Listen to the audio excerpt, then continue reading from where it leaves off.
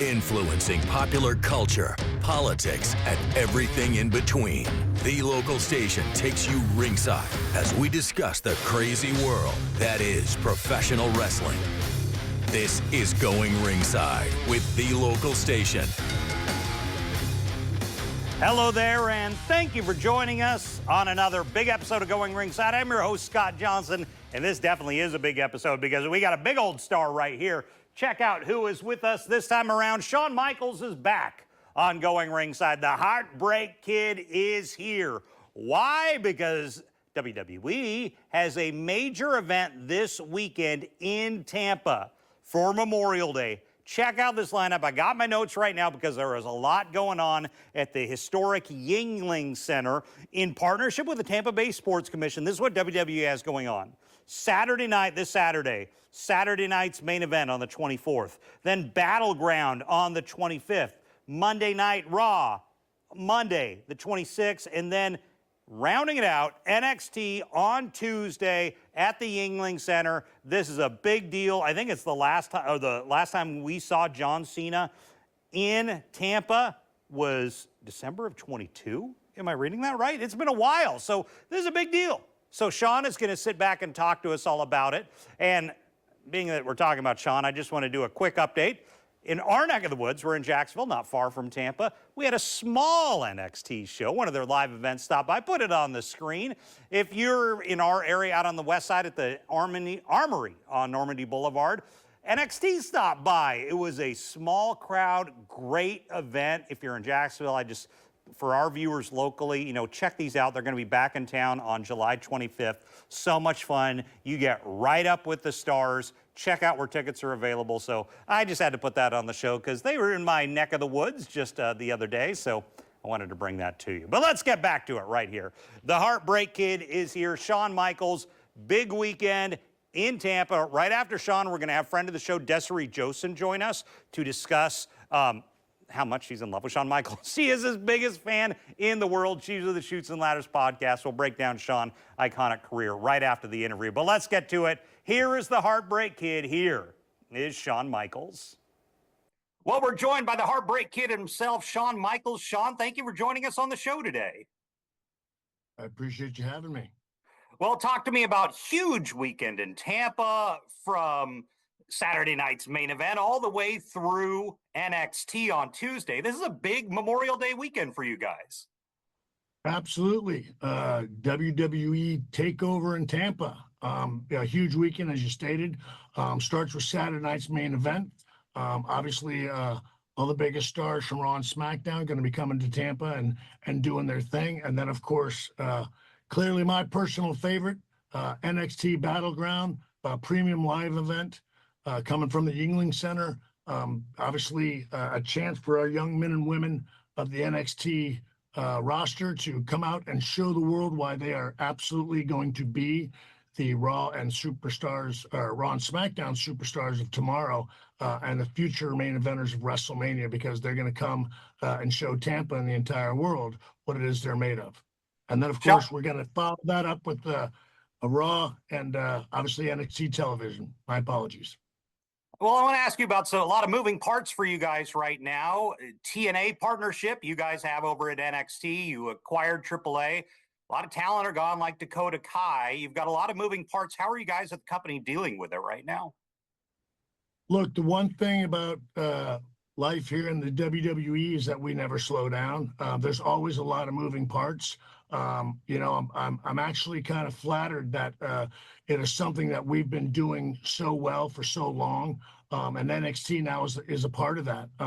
But to your point, been taking on an awful lot here as of late with the collaboration between TNA and then, of course, AAA is now, as you mentioned, a part of the WWE, and we also have relationships with Noah over in Japan. So a lot going on here in NXT. We've still got Evolve that comes out of Orlando here, and also LFG. And so a lot of cool content coming out of the Orlando base of the WWE. We're very proud of everything we're doing here and excited about the future of NXT, and obviously excited about this Memorial weekend culminating, with Battleground and then Raw and then NXT television. Shawn, WWE started adding matches to the Hall of Fame. You have so many iconic ones. Any of your matches that you come to mind that think maybe one day could make the Hall of Fame? Well, look, I think the one that everybody clearly easily goes to is myself and Undertaker. But I think they're, in my humble opinion, I think there are numerous others. But the good thing is I've still got 8 fingers left. So I've only got 2 Hall of Fame rings. And if they want to fill up the other 8, I have no problem with that. Shawn, I've noticed some of your contemporaries like Undertaker and Ric Flair recently talking about a Mount Rushmore of wrestling. Do you by chance have one? Yeah, I guess. I mean, I don't know. To me, I've always felt like I don't know, they're just your personal favorites, I think. But I've got a few, I guess, but mine, date back to usually the mid '80s or late '70s. Any names that you can say?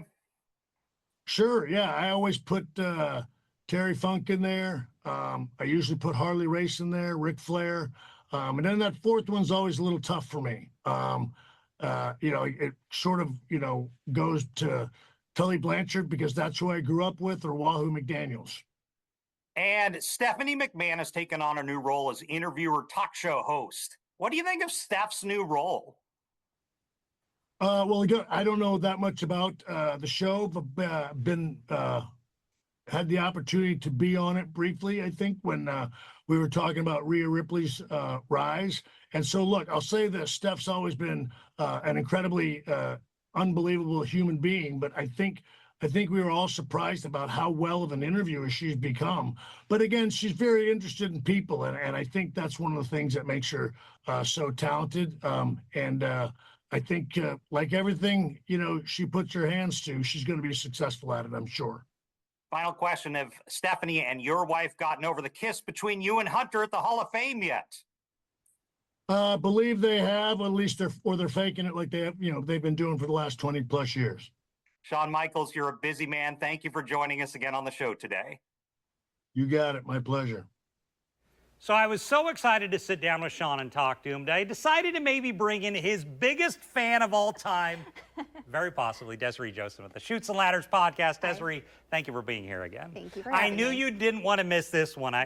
So I called her and I'm like, do you want to come on to talk about Shawn Michaels? And I knew what the answer was going to be. Yes, I can talk about him all day. You could, yeah. You're a big Shawn. You were a Shawn Mark. You happy to say absolutely, that? 100%. Yes, I am smiling for that reason. I got you. So let's go back to the beginning of Shawn's ascent, which would be the split up of the Rockers. Yep. I had Brutus Beefcake on the show once, back when he was the guy in the middle of that, and Yep. he talked about he preferred Marty over Shawn, but Shawn, he said, got everything. And do you think that is where Vince realized, I need a post-Hulk Hogan superstar? Or do you think he knew it at that point? Absolutely. And a lot of people in the locker room were noticing the difference between Marty Jannetty and Shawn Michaels at the time and saying, Shawn had this extra oomph. He was a total package, while Marty was a little bit not as up there. So Shawn, and Brett to a point too, was a different beast than Hulk Hogan. They had really been these muscular giants. Yeah. Ultimate Warrior, Hulk, as far as like baby Body type. faces. Yeah. Ultimate Warrior, Hulk Hogan. I guess maybe not Savage. So like a Savage and a Steamboat were more Shawn size. Yeah. But Vince is, I think this is around the time Vince is doing the bodybuilding and stuff. Why do you think he decided Shawn is a bit of a different look than a Hulk or an Ultimate Warrior? You know what? And that's the thing too, is I'm a big fan of Randy Savage too, but those guys, in hindsight, they're still larger. They're 6'1", 6'2", but compared to those giants, they are smaller. But their personalities and their charisma in the ring and how they move just captivates the audience, and they are great storytellers. So Shawn starts, I think when he got Sensational Sherry as his and she sang the song, which I'm not going to try and recreate, but she sang the "Oh Shawn" at the beginning of his thing, and he starts this heel, and it was kind of like almost the male stripper, white and red outfit, It was based off of Elvis and Freddie Mercury. I did not know that. Yeah. Oh, that's really interesting. Yeah. Okay. So, and then it starts to work, and you start to see Shawn.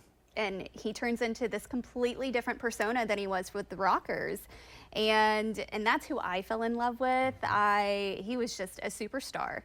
So I want to talk about the Clique. So the Clique were so amazing. And all of them were top level talent. I'm going to talk about not as much Shawn Waltman, but Triple H, Razor Ramon, Diesel, Kevin Nash. They all were alpha males in wrestling. But didn't it always feel like Shawn was kind of the godfather of all of them? Absolutely. He was the ringleader. He was, at the time, he was the champion. So he called the shots. And if he didn't like something, he ran straight to Vince. For me, it always, even as the years went by and Kevin goes on to be a major star, Hall obviously in NWO, and Triple H takes over the company. Right. Somehow, I don't know if it's just me, I still have in my mind Shawn is still the special one. I don't know if that makes sense to you. Like you still feel like he was the catalyst. Still to this day, he is still number one when I see all 5 of them together. He, of course, is the smaller one compared to all of them still, but he's just got that personality that is just undeniable. Now, the drama that everyone thinks about, that when you say Shawn Michaels, you cannot think of Bret Hart. Yeah. So Shawn and Bret is the drama that has, I think, remained as much as any feud to this day. I mean, for the good and bad, it's wrestling legend at this point. Absolutely, and you can't think of both of them and think of the Montreal Screwjob, and then it carried on for 10, 15 years. Sure. And do you think they had to almost push, because they knew fans wanted it so much, fans never quite got over it? No. And I don't think they'd let it go. I mean, as a company. No, and still, we always, as much as they had their apologies, they did the public apology and shook hands on Raw. I still feel like there's still some heat between both of them, and you kind of take sides. Even though I love them both, I still kind of favor Shawn. I mean, I think it's like, it is one of the icon. You have Hogan, Piper, or Hogan, Andre, Hogan and a few people. Yeah. Austin and Rock, Bret and Shawn. It remains to this day. Yeah. And I think part of it is because there was never really a resolution. I mean, they went their separate ways, and the fans were still obsessed with it. And the fact that it's just now coming out that Shawn knew about it, and even Triple H knew about the call, and they denied it, and we're like still feeding for more shoot interviews to be like, tell us more. I've heard some people say, and why do you think this is? So I've heard some people say, this is 30 years ago, move on, move past it. But the wrestling universe never really seems to move past it. No, because we love them so much and we were so invested. And it doesn't help either that sometimes Bret is still notorious for still bringing it up, not as much as Shawn. Sure. But you can't help it. So then Shawn goes after Bret, peaks with DX. Well, let's stop at DX, because I should not overlook that, and that is massively important. Yeah. So after Bret, DX really takes off. To my favorite DX, Triple H, Chyna, and Shawn. And Rick Rude. And Rick Rude, who did Raw and Nitro the same night. He did the same night. Yeah.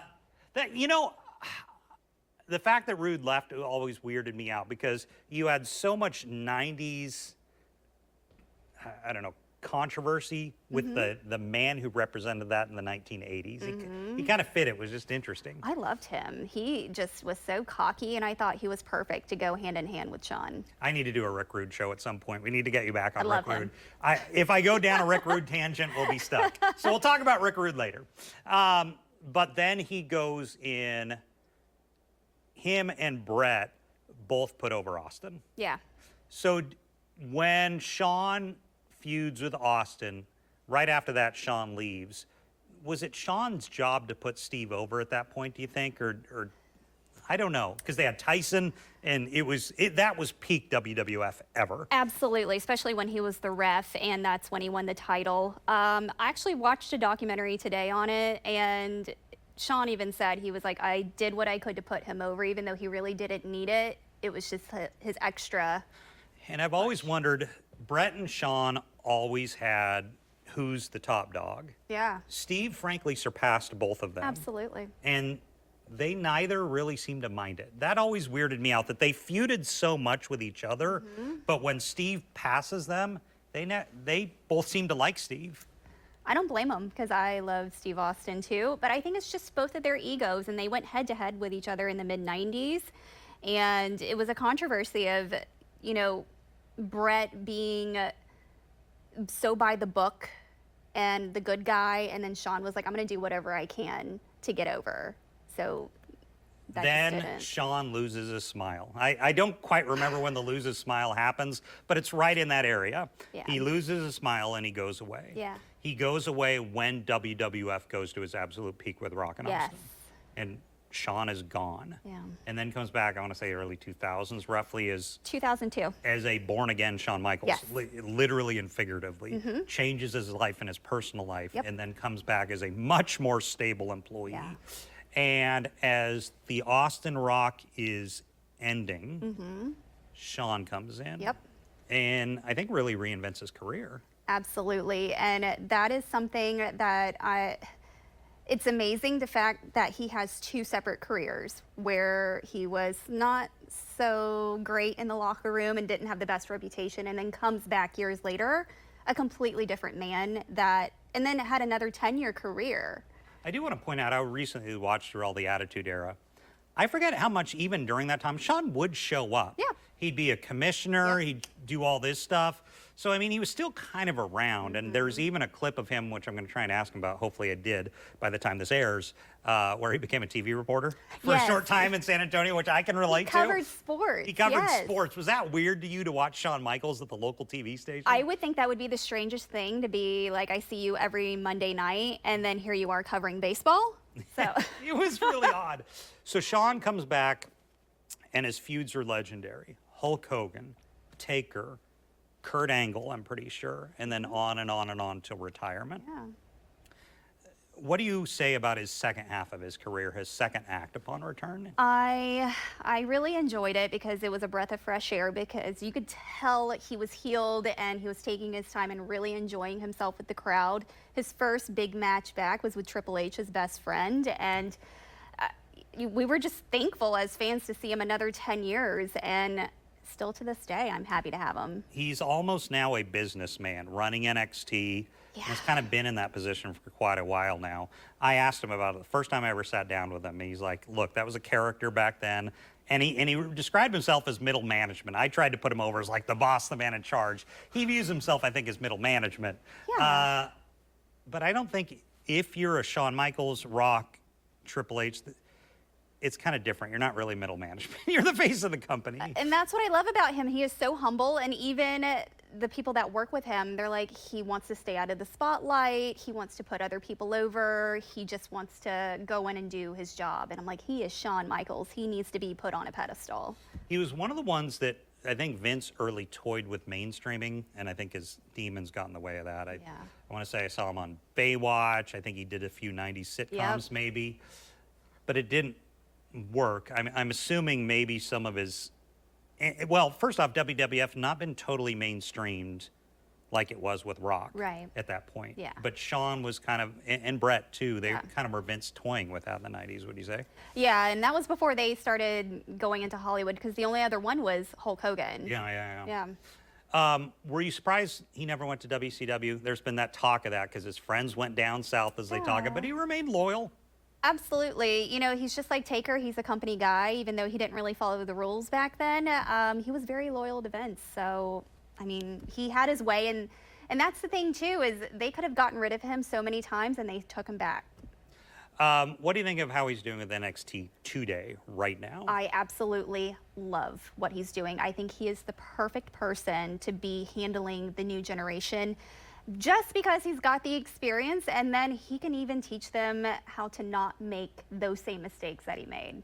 Well, Desiree Joseph, thank you so much. One more time, where do they find Shoots and Ladders? Spotify, YouTube, Instagram, and Facebook. And tell me, how would I spell Shoots and Ladders? Is it the ampersand symbol or A-N-D? It's A-N-D. Okay, and I'm going to ask that because that's confusing when you start typing that in. Okay, Desiree, thanks so much for joining us. Thank you. So I appreciate Desiree and, of course, Shawn for sitting down with me to talk Big interview, big summer, because SummerSlam this year, 2 nights in a row. And by the way, I keep teasing it, I'm almost to the point of an announcement. We got a big Going Ringside announcement that kind of tangentially impacts NXT. I'll get to it in coming weeks. That's a bit of a tease. I can't put it out publicly just yet, but excited for this big announcement in coming weeks. So thank you for joining us on this episode of Going Ringside. I'm your host, Scott Johnson. We'll see you back here next time. This has been Going Ringside with The Local Station, brought to you every Wednesday on your favorite podcast player, on News4Jax Plus, as well as the News4Jax YouTube channel.